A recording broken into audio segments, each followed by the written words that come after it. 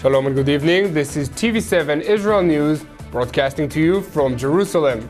And in today's headlines, Prime Minister Benjamin Netanyahu clinches a deal to form a new government just before the deadline expired. U.S. Secretary of State John Kerry presses for a pause in the Saudi-led coalition bombing campaign against Houthi rebels in Yemen in a bid to allow deliveries of food and medicine to people caught in the fighting. The United Nations launches its third major push in many years to find common ground between the warring parties in Syria. Prime Minister Benjamin Netanyahu clinched a deal to form a new government last night, just before the deadline expired, but his coalition will rule by the slimmest of majorities in Israel's turbulent parliament. ערב טוב, בשעה טובה יש ממשלה בישראל. זאת לא ממשלה למען אנשי ימין ולא ממשלה למען אנשי שמאל ולא למען אנשי מרכז, אלא ממשלה של כל עם ישראל. הייתה לי הערב שיחה טובה מאוד עם ראש הממשלה, ובמהלכה אני הודעתי לו שהבית היהודי יצטרף לממשלה לאומית בראשותו. הצוותים המשיכו לעבוד הלילה כדי לגבש את ההסכם הקואליציוני לפרטיו, וראש הממשלה ואני סיכמנו שהצוותים יעבדו מתוך רצון טוב להגיע לתוצאה הרצויה כבר בשעות הקרובות. אני רוצה להודות לך, אדוני ראש הממשלה, ולומר לך באופן ברור, אנחנו מאחוריך. אנחנו נסייע לך בכל כוחנו למען הצלחת המדינה ולמען הצלחת הממשלה בראשותך, כי אין לנו ארץ אחרת.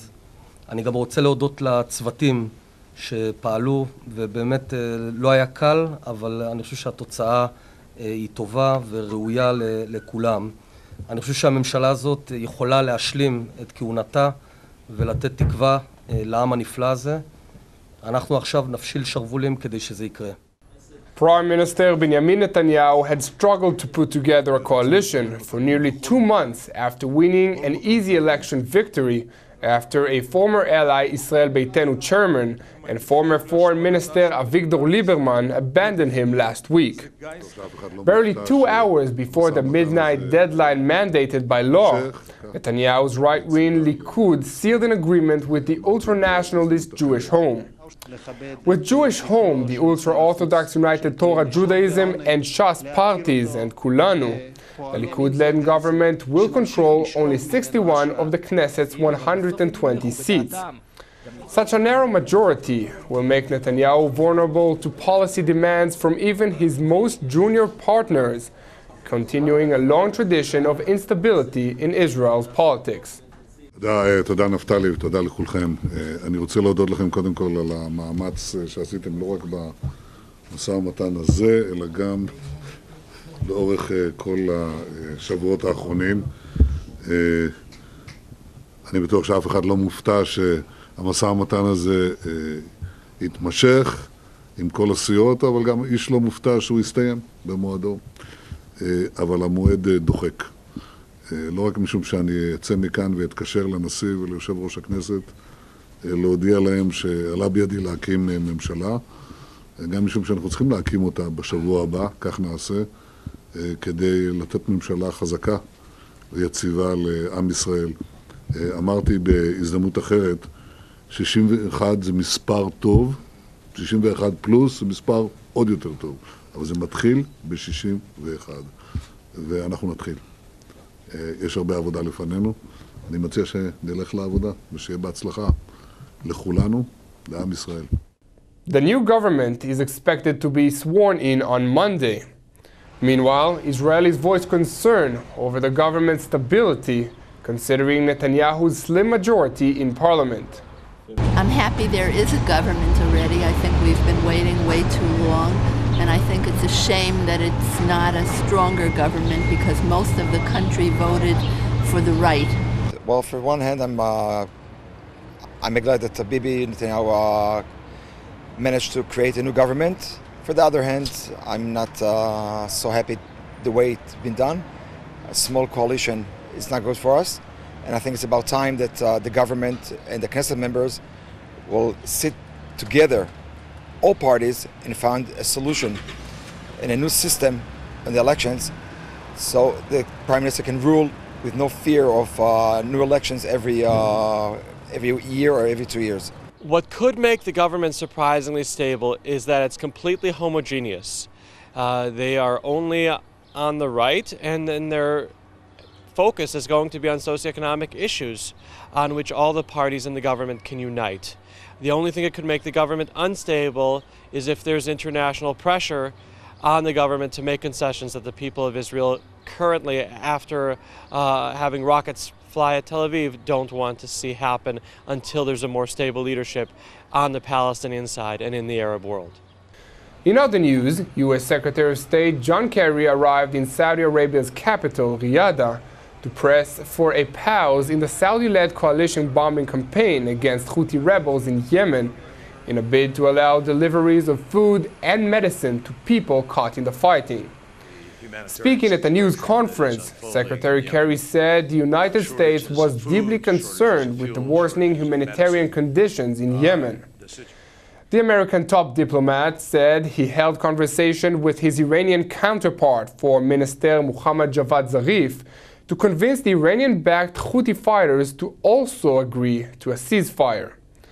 A Saudi-led Arab coalition began airstrikes in Yemen on the 26th of March against the Iranian-backed Houthi fighters.